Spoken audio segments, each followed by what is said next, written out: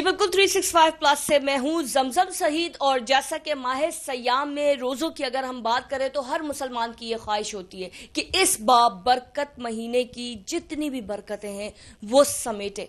लेकिन बात अगर आती है दिल के जो पेशेंट्स हैं, जो कार्डियो के पेशेंट्स हैं, दिल के मरीज़ हैं और उसके साथ ब्लड प्रेशर के मरीज़ हैं जिनका बीपी अक्सर हाई रहता है या फिर लो रहता है, और वो ये डरते हैं कि अगर कहीं वो रोज़ा रख लिया तो वो कहीं गिर ना जाए, या दिल की तकलीफ वाले जो पेशेंट है उनको ये डर होता है कि कहीं तकलीफ बढ़ ना जाए।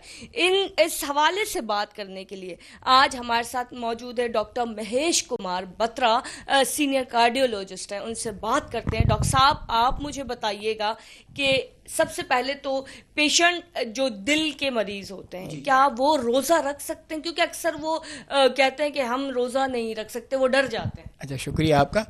अच्छा देखिए, जब तक रोज़े की बात है ना, इज़ अ फास्टिंग। अल्लाह का शुक्र है, ऐसी दिल की बीमारी नहीं है जिसको मैं कहूँ जो स्टेबल हो और वो रोज़ा ना रखने के लिए हो।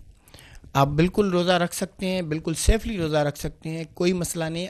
अगर आपकी कंडीशन दिल के आर्जे में अगर मुब्तला भी हैं और स्टेबल है तो आप रख सकते हैं। हाँ, कुछ ऐसी कंडीशन मैंने आपको जैसे बताया कि कुछ ऐसी कंडीशंस होती हैं जिसमें हम खुद भी मना कर रहे होते हैं। अगर ऐसा मरीज़ बार बार हॉस्पिटलाइज हो रहा है सीने में पानी भरने की वजह से और अभी अटैक आया है फॉर एग्जांपल, तो ऐसे मरीज़ों को हम रेजिस्ट करते हैं कि आप जब तक स्टेबल ना हो तब तक आप रोज़े ना रखें।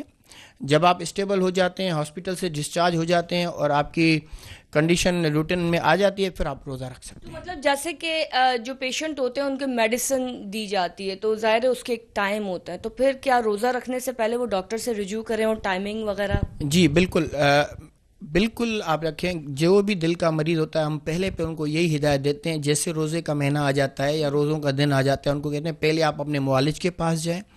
वो आपकी गोलियां ऐसे एडजस्ट करेंगे जैसे आपका रोज़ा भी ना टूटे और गोलियां भी मुस्तकिल पाबंदी से चलती जाएं। आप पता है रोज़ा खुलने का टाइम और रखने का टाइम दोनों डिफरेंट होते हैं, तो इसमें हम कोशिश करते गोलियां ऐसे एडजस्ट करते हैं जैसे वो रोज़ा रखने से पहले खाए और रोज़ा खोलने के बाद खाए, तो बीच में कोई ऐसी गोली नहीं होगी जो आपको रोज़ा तोड़ने में मजबूर। ऐसा फिर पेशेंट शिकायत लेकर आपके पास नहीं आते? नहीं, बिल्कुल हमने उनको पहले ही जैसे आते हैं ना, हम उनको ऐसे एडजस्ट कर देते हैं तो इन बिटवीन उनका रोज़ा माशाल्लाह अच्छा गुजरता है और कोई उनको तलब भी महसूस नहीं होती गोलियों। ऐसा तो नहीं होता कि पट्ठों में खिंचाव हो या उन्हें कमजोरी महसूस हो रही हो या इस तरह? अच्छा, हाँ, कुछ ऐसी गोलियां होती हैं जो हमें एडजस्ट करनी पड़ती हैं स्पेसिफिकली।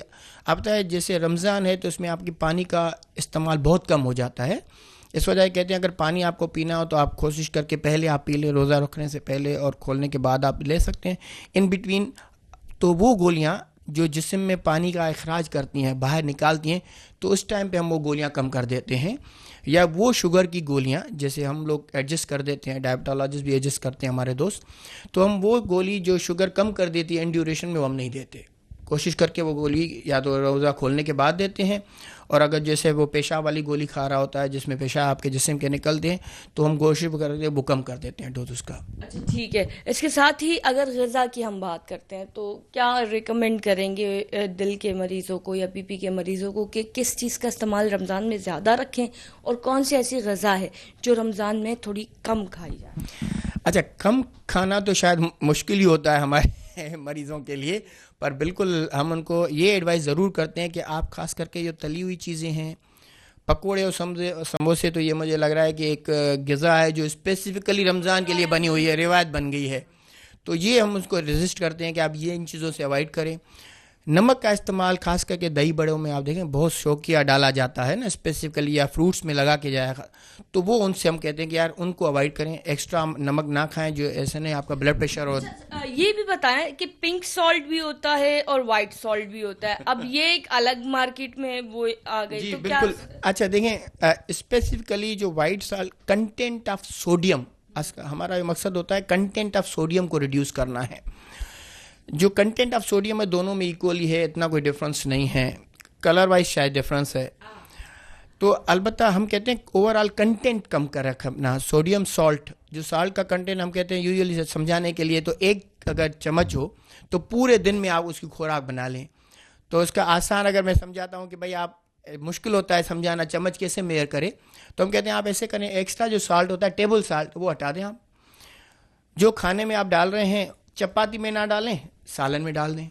तो बस ये आप एक सिंपल फार्मूला है जिसमें आप सोडियम अपना इंटेक कम कर सकते हैं। अच्छा, और तली हुई चीजों से गुरेज। जी बिल्कुल ऐसा ही है, तलियों। बिल्कुल भाई, सुन लें, अगर आपको वाकई में कोई दिल की प्रॉब्लम है, दिल में तकलीफ है या ब्लड प्रेशर का मसला है, तो ब्लड प्रेशर के लिए तो वैसे ही नमक जहर है, तो नमक से, तली हुई चीज़ों से जो है वो दूर रहें और बिल्कुल आप रोज़ा रख सकते हैं। ये बरकतें इस महीने की जो है वो समेट सकते हैं। खुद भी दुआ करें, हमारे लिए भी दुआएं जो है वो साथ ही साथ करें।